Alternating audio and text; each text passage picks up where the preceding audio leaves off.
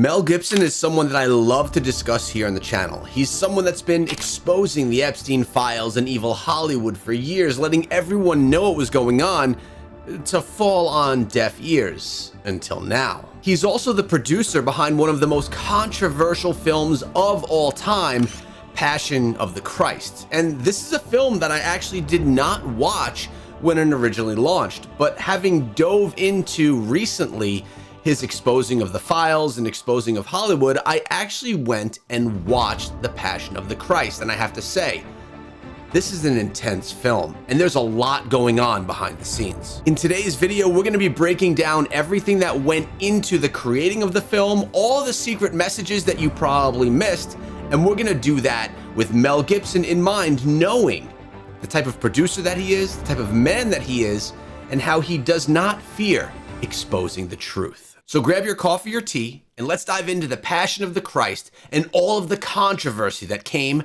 from this film. It was a great movie, but it seemed like there was resistance to that movie. Especially with something like The Passion that I did, the written word was very important because it was, you got all those books, the Bible, you've got the different gospels and stuff that people are quite familiar with. Half the time, they didn't even need to read the subtitles. They could look at it and know what was going on.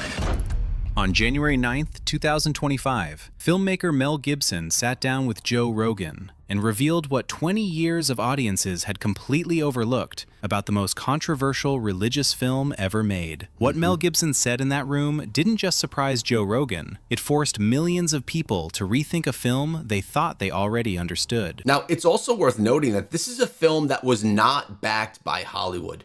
Mel Gibson, first of all, because of how he was exposing Hollywood. Second of all, because of the context of the film, he had to fund this completely on his own, utilizing all of his money to make this film happen.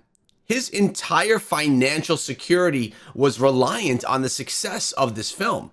Now, it ended up turning out really good for him in the end, but there was a whole lot of steps that he had to take to get there. My contention is, when I was making it, it was like, you're making this film, and the idea was that we're all responsible for this, that his sacrifice was for all mankind. The Passion of the Christ grossed over $612 million worldwide. It was filmed entirely in dead languages. Every major Hollywood studio refused to touch it. And for 20 years, audiences believed they knew what it was about. And for those of you that haven't seen it, that's a great point, and it's something I didn't realize before watching the film myself.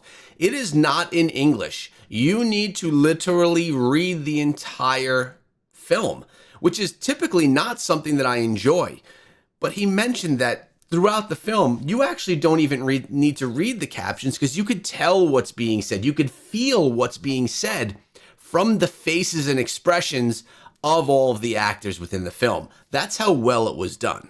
When Gibson sat down with Joe Rogan on January 9th, 2025, he pulled back a curtain that had been closed for 2 decades. The violence, the controversy, the anti-Semitism accusations, the lightning strikes on set, all of it had distracted the world from a message hidden in plain sight, encoded in every frame, placed there deliberately by a filmmaker who spent years in theological consultation with priests before a single camera rolled. Most viewers left the theater shaken by what they saw. Almost none of them understood what they were actually looking at. What Gibson revealed to Rogan that night changes everything. The story of how the Passion of the Christ came to exist is, in itself, one of the strangest origin stories in cinema history. And to understand what millions of viewers missed, you have to start at the beginning, not at the crucifixion, but at the collapse of a man. By the late 1990s, Mel Gibson was one of the most powerful people in Hollywood. Braveheart had won 5 Academy Awards,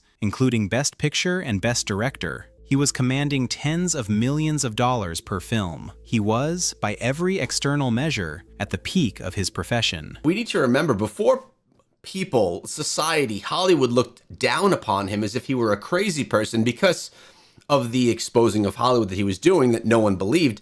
He was like the rock star. He was the actor. He was the most popular person on television with some of the most amazing movies that came out, some of which are still top films today.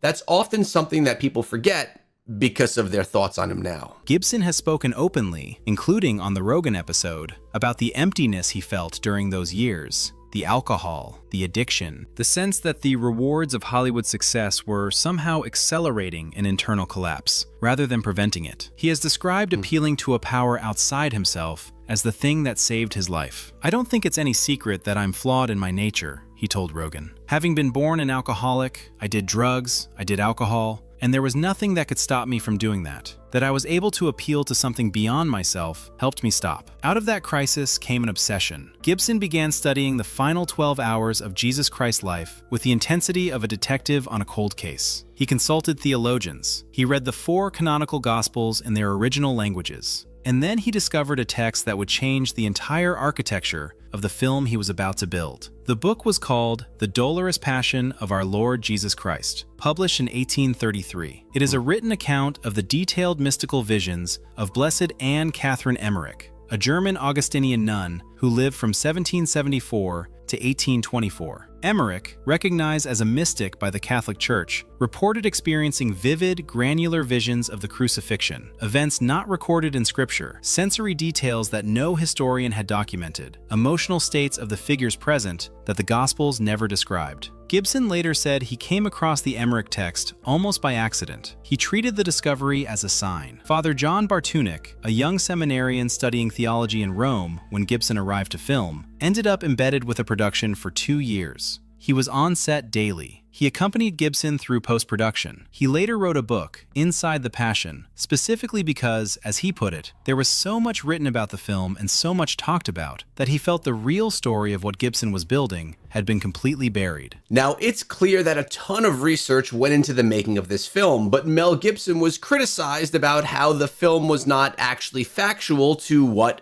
really happened. Now, I'm not a religious scholar myself, but I'm wondering, many of you that are watching this video, how you feel about that question.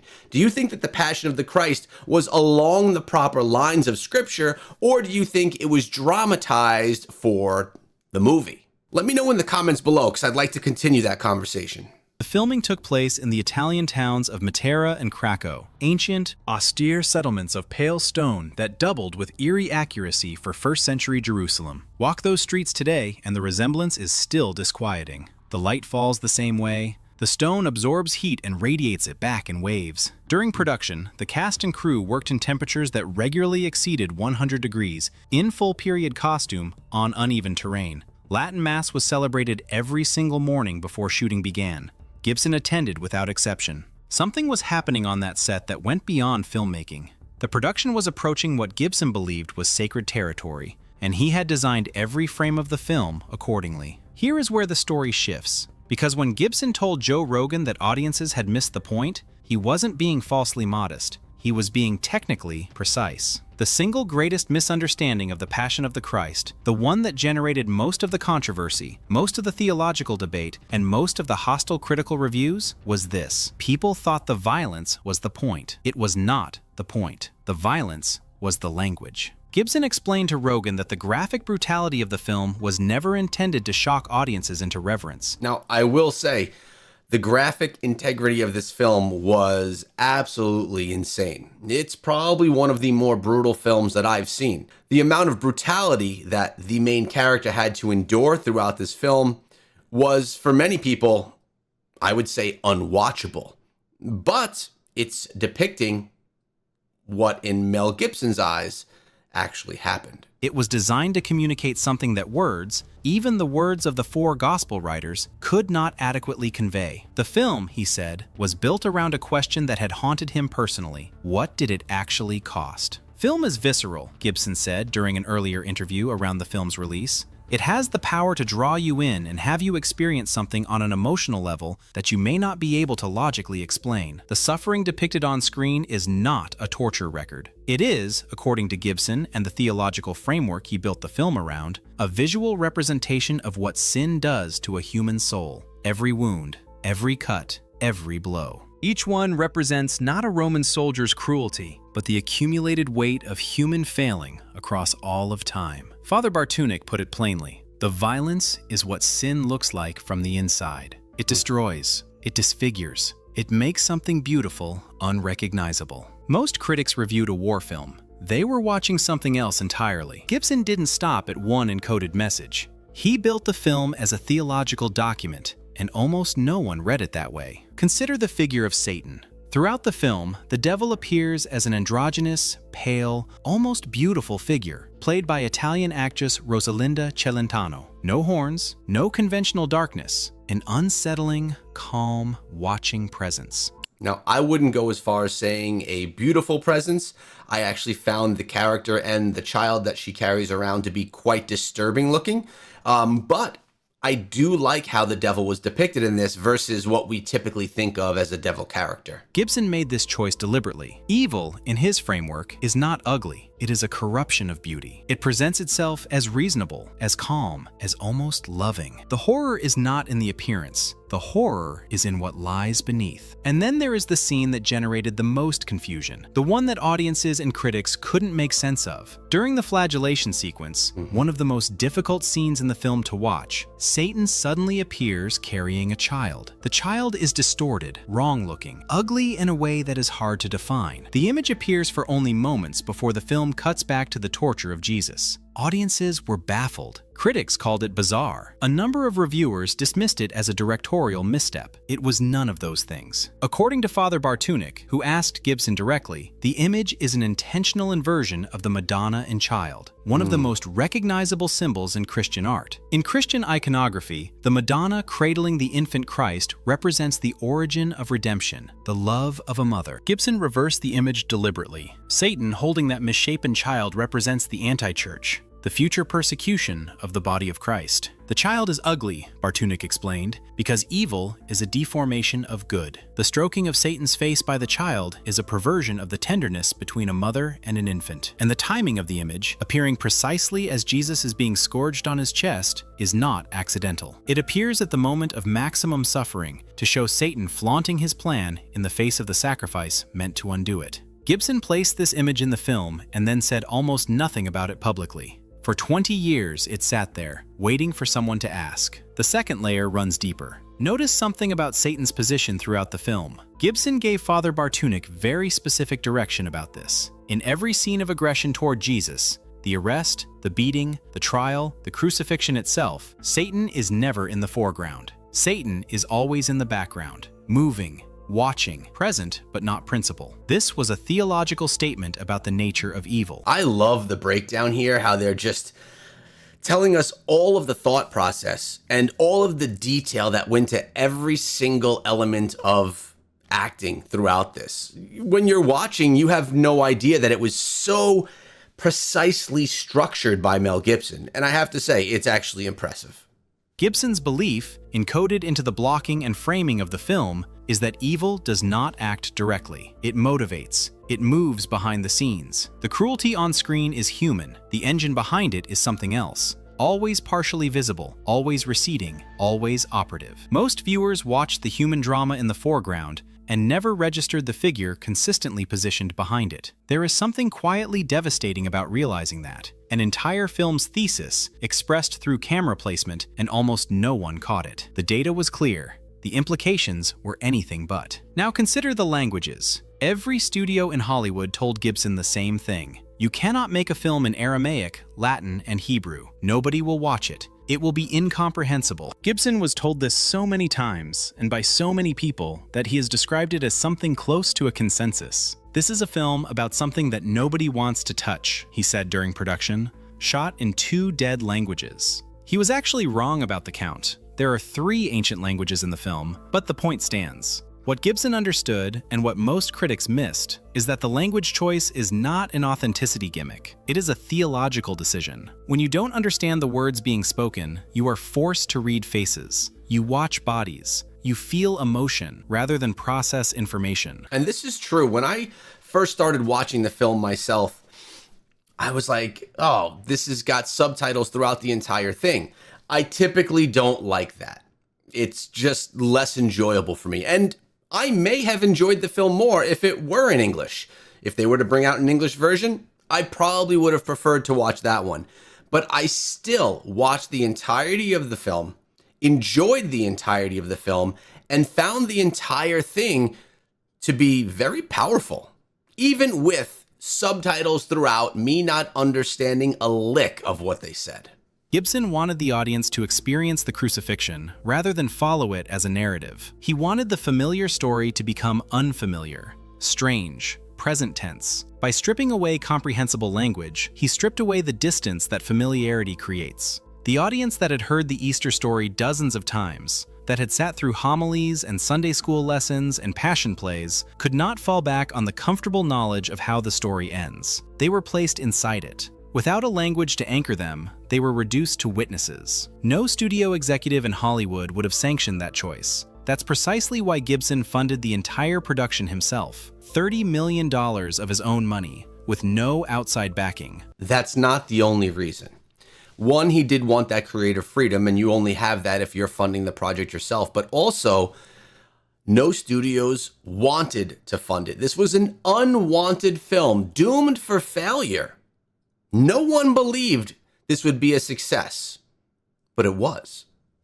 And here is the detail that keeps researchers up at night. Several members of the cast and crew converted to Catholicism during or immediately after production. The actor who played Judas Iscariot, Luca Leonello, arrived on set as a professed atheist. He left a Catholic. Jim Caviezel, who played Jesus, was struck by lightning during filming. Wow. So was a set production assistant named Jan Michelini, twice. Michelini appears in the film's credits with the nickname Lightning Boy. Caviezel also dislocated his shoulder carrying the cross. He developed hypothermia. He contracted a skin infection. He later described the physical experience of the production as something that permanently altered his relationship with his faith. Gibson has never offered a theological interpretation of those events. He doesn't need to. He simply reports them. Rogan pressed Gibson on all of this, and it was in Rogan's reaction, that of a self-described agnostic, raised Catholic, deeply skeptical of institutional religion, that something unexpected emerged. Rogan has made no secret of his complicated relationship with Christianity. He agrees with Gibson that Christianity is, as he put it, the one religion you're allowed to disparage in secular culture. He noted that Hollywood is full of people who present themselves as open-minded and spiritually curious,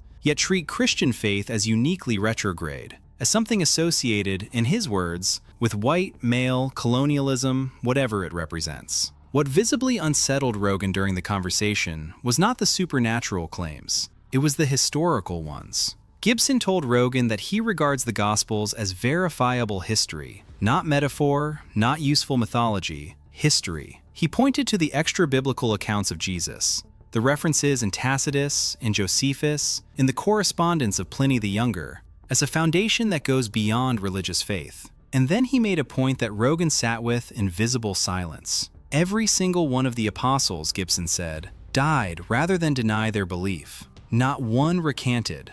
Not one, when faced with torture or execution, said, "We made it up. We invented a story. We constructed a movement around a man who was simply a teacher. And we can stop now, and we would like to live." None of them did that. Rogan, who approaches most subjects with the skepticism of a man trained in combat sports and devoted to empirical evidence, appeared genuinely struck by this. The argument is not a theological one. It is a historical one. People don't die for things they know to be lies. It requires the most faith and the most belief, Gibson said of the resurrection. But the behavior of those closest to the event, the people who were actually there, who had everything to lose and apparently nothing to gain, is a data point that sits outside the domain of theology. It sits inside the domain of human behavior. And human behavior, Rogan understands very well. Now we come to the revelation that Gibson delivered on the Rogan episode that most people are still processing. The Passion of the Christ was never, in Gibson's framing, a film about Jewish authorities and Roman soldiers and a man named Jesus of Nazareth. If it wasn't about the actual story being told, what could the actual intention of this film be? He's spent years investigating, researching, and actually engaging with these types of practices to become an expert himself before even creating the film. What was the purpose of this film? Was it only profit? I don't think so. I think there's a lot more there, and I think this goes quite a bit deeper. The film is about the audience. The idea was that we're all responsible for this, Gibson told Rogan, that his sacrifice was for all mankind, and that for all our ills and all the things in our fallen nature, it was a redemption. Read that again. All of us. Not the figures in the film, not the historical actors of first century Jerusalem. All of us. This is the theological position at the core of traditional Christian soteriology, the doctrine of the atonement. It is not a fringe interpretation. It is what the Catholic Church, the Eastern Orthodox Church, and most Protestant denominations have taught for 2,000 years. The death of Christ is understood not as the result of specific human decisions in a specific historical moment, but as a voluntary sacrifice made necessary by the entire accumulated weight of human failure across all of time. Gibson didn't just believe this theologically, he built it into the film architecturally. The unnamed Roman soldier who drives the nail through Christ's hands in the crucifixion scene, that hand belongs to Mel Gibson. He put himself in the frame, his hand, his hammer. He has spoken about this choice in several interviews, though almost none of the mainstream coverage of the film ever focused on it. He was making a confession on film. What's the purpose of him putting his hand in frame to have it show that his hand is the one that's about to be nailed to the cross? Why not just use Caviezel's hand, who has been the actor playing Jesus Christ for the entire film? It's interesting. It's interesting. I guess, for a lack of better word, you could call it an Easter egg that's placed inside of the film, never spoken of, but it had deep meaning. In front of the world, he was saying, I did this too. Some scholars of biblical cinema, including scholars who are deeply critical of the film on other grounds, have acknowledged that this moment is among the most theologically coherent directorial choices in the history of religious filmmaking. The director placing himself as the agent of the central violence of his own film is an act of radical theological self-implication, and almost no one noticed. Here is where we step back for a moment. There are legitimate critiques of the Passion of the Christ, serious ones. Scholars from institutions including the Jewish Theological Seminary and the United States Conference of Catholic Bishops raised concerns about the film's portrayal of Jewish authorities in the period preceding the crucifixion. The Anti-Defamation League published formal objections before the film was even released. Abraham Foxman, then national director of the ADL, described the film as likely to fuel anti-Semitic sentiment. Gibson has never fully satisfied his critics on this point. His response, that the film shows multiple Jewish figures defending Jesus, that the Roman soldier who mocks Jesus as a Jew represents the most explicit bigotry in the film as an expression of Gentile cruelty, not Jewish failure, is a substantive argument, but not one that resolved the controversy. This matters. Not because it negates what the film is doing theologically, but because the controversy itself may have been part of what buried the film's deeper architecture. I also believe that most people that watch the film are watching it at much more of a surface level. They're not going in depth and reading into everything that happens inside of the film. Now, of course, there is a percentage of the audience for this film that did do that, and that will do that, and that will continue to do that. But the majority are just watching a movie. The debate about anti-Semitism became the dominant frame through which the film was discussed. And while that debate was happening, the encoded symbolism, the Emmerich-derived visual theology, the deliberate camera grammar, the personal confession embedded in the director's own hands, all of it sat beneath the surface, waiting. Now we arrive at what Gibson revealed on the Rogan episode that even most faith communities have not fully reckoned with. The sequel he has been developing for over 7 years, which he confirmed on the podcast, is titled The Resurrection of the Christ. You guys didn't know that, did you? You didn't know that a Passion of the Christ 2 was actually in the works. I'd bet. What Gibson described to Rogan is something closer to a theological cosmology. A film that begins, he said, with the fall of the angels. That moves through death, through what Gibson called Sheol, the Hebrew underworld, and through the resurrection itself. That ends with the death of the last apostle. That encompasses, in his telling, the entirety of spiritual history, from the first rebellion in heaven to the closure of the apostolic age. It's an acid trip, Gibson told Rogan. I've never read anything like it. He has been writing this script with his brother Donald and with Randall Wallace, the writer of Braveheart, for years. 6 full drafts. Wow. The project has been in development since at least 2016. And what Gibson described to Rogan, the non-linear structure, the shifting realms, the depiction of hell, the cosmic scope, suggests that the sequel will be something no studio system would ever have commissioned. which, of course, is exactly the situation that produced the original. Jim Caviezel will return as Jesus, likely requiring digital de-aging to match his appearance from 2 decades ago. Gibson said he hopes to begin filming in 2026. He noted that his Malibu home burned to the ground in the Los Angeles fires,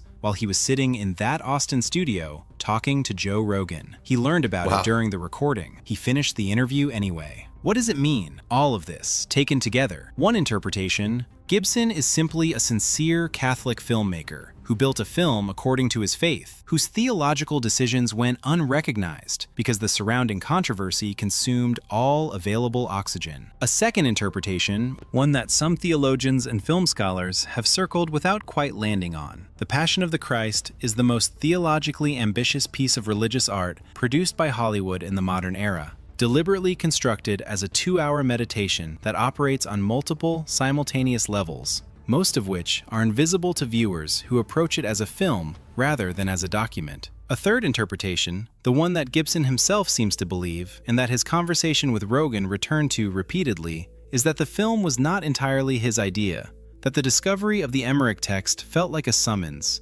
that the morning masses, the lightning strikes, the conversions of atheist cast members, the fact that a film that every studio refused to fund went on to become the highest-grossing independent film in cinema history, that none of this fits comfortably inside a framework of coincidence. Gibson does not claim divine authorship. He is too careful and too theologically precise for that. But he does not dismiss the pattern either. He reports it, and he lets the listener decide. That may be the most honest thing a filmmaker has ever said about his own work. The reason the Rogan conversation landed so hard, the reason clips from it have circulated widely, the reason it generated coverage across religious, secular, and entertainment media simultaneously, is not because Gibson said anything that hadn't been said before.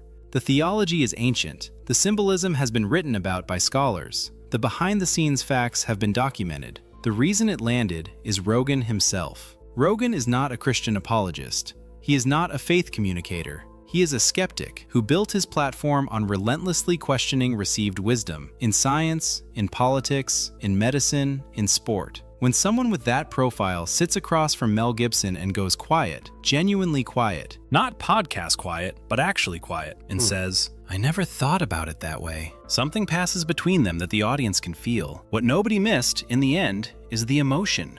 The crucifixion of Jesus Christ is, as Rogan said himself, one of the most powerful stories in human history, regardless of what you believe about its metaphysical status. The story of a man who could have stopped what was happening to him, who chose not to, who endured it for reasons that his contemporaries could not fully comprehend. That story hits something in human beings that is older than Christianity. What Gibson exposed, on the Rogan episode and perhaps for the first time in the full hearing of a secular audience, is that the film he made was not an act of religious propaganda. It was not a prestige production of church doctrine. It was a personal reckoning. A man who believed he was contributing to the weight of suffering in the world, trying to look that suffering directly in the face and ask whether forgiveness was real. He made the most successful faith film in history. He put his own hand on the hammer, and for 20 years, the world argued about the blood and missed the hand. The main question that I have is, Hollywood, are they going to be there wanting to be a part of the sequel?